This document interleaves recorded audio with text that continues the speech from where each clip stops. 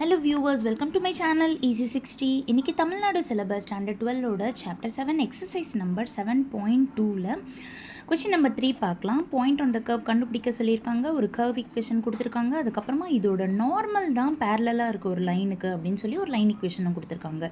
So first கொடுத்த curve equation 1 mark பண்ணிக்கணும், differentiate பண்ணணும். இதுதான் டேஞ்சன்ட்டோட ஸ்லோப்பு.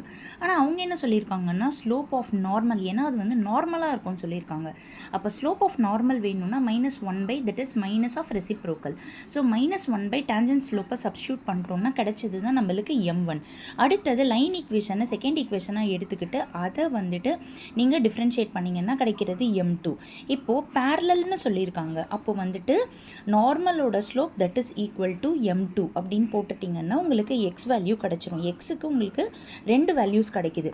இந்த 2 எக்ஸ் வேல்யூவை நீங்கள் கர்வ் ஈக்குவேஷனில் சப்ஸ்டியூட் பண்ணிட்டீங்க அப்படின்னா உங்களுக்கு பாயிண்ட்ஸ் கிடச்சிரும். ஓகேங்களா? இந்த வீடியோவோட ஃபுல் இந்த சம்மோட ஃபுல் எக்ஸ்ப்ளனேஷன் நான் வந்து என்னோடய வீடியோவில் அப்லோட் பண்ணியிருக்கேன். என்னோடய சேனலில் வீடியோஸாக அப்ளை பண்ணியிருக்கேன். அதில் போய் நீங்கள் ப்ளீஸ் செக் பண்ணிக்கோங்க. என்னோடய சேனலை சப்ஸ்கிரைப் பண்ண மறந்துடாதீங்க. Thank you viewers.